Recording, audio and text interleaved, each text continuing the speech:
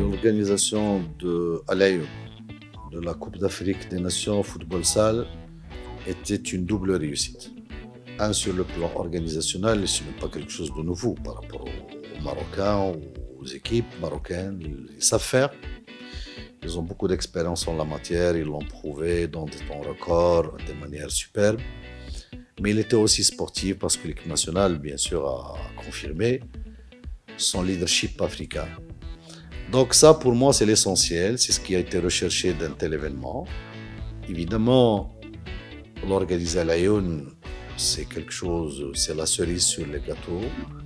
C'est une démonstration claire que le développement initié par Sa Majesté le Roi, que Dieu l'assiste, depuis 20 ans, harmonieux sur le territoire national et global dans tous les domaines.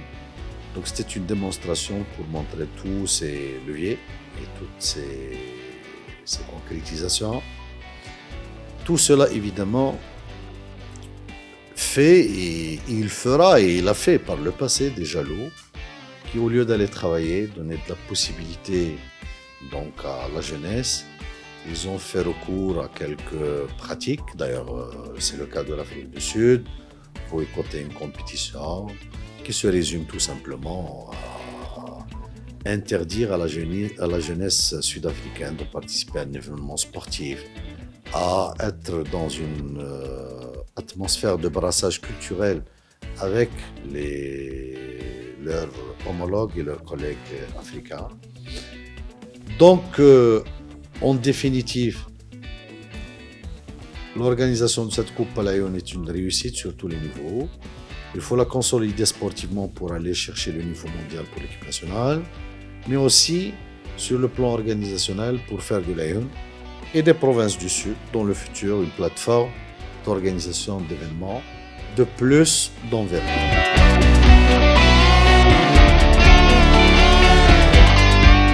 Non, moi, je n'ai jamais répliqué par rapport à Infantino. Infantino, je l'ai reçu à Rabat pendant 2 jours.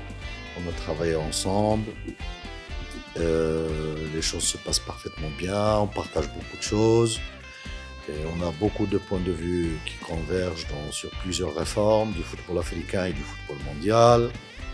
Moi, lors du comité exécutif à Doha, j'ai discuté du rapport d'audit et surtout sur l'aspect professionnel pour dire que c'est l'audit, il était commandé par la CAF, il devait être discuté avant au niveau des instances de la CAF avant qu'il soit publié sur les journaux et sur les supports médias.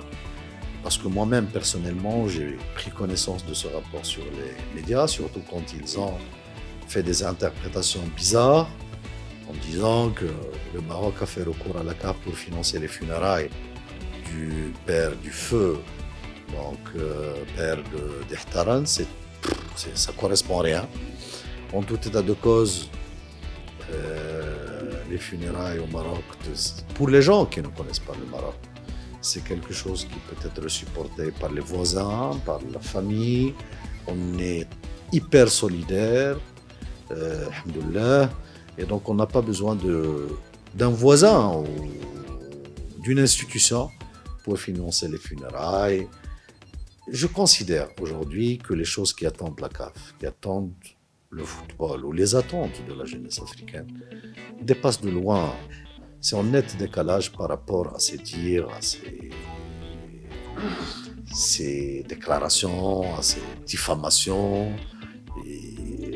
Mais moi, personnellement, je connais leur origine. Donc, ça ne m'étonne pas, je ne suis pas étonné. Il faut s'attendre à ça.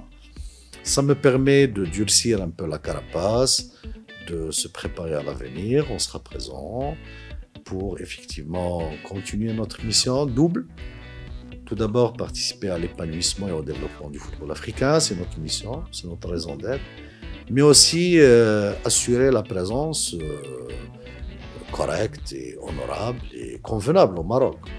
Donc, les gens qui ont été habitués à l'absence ou à la chaise vide de notre fédération au sein de la CAF, ils doivent passé des nuits cauchemars avec effectivement ce retour.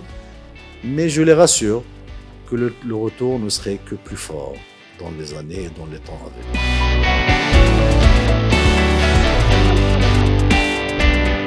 Absolument pas. Moi, je n'étais jamais tenté par un poste ou d'une fonction. La fonction que j'ai choisie depuis 25 ans, elle est claire. C'est ma carrière administrative. Le football, c'est la passion. Mais effectivement, cette passion, j'avoue qu'il est bien dosé dans ma personne, dans ma culture, ce qui me donne toujours de l'énergie positive pour aller vers l'avant, pour relever les challenges, soit au niveau national, soit au niveau international. Et je le ferai pour mon pays avec beaucoup de détermination, quel que soit le prix et quel que soit les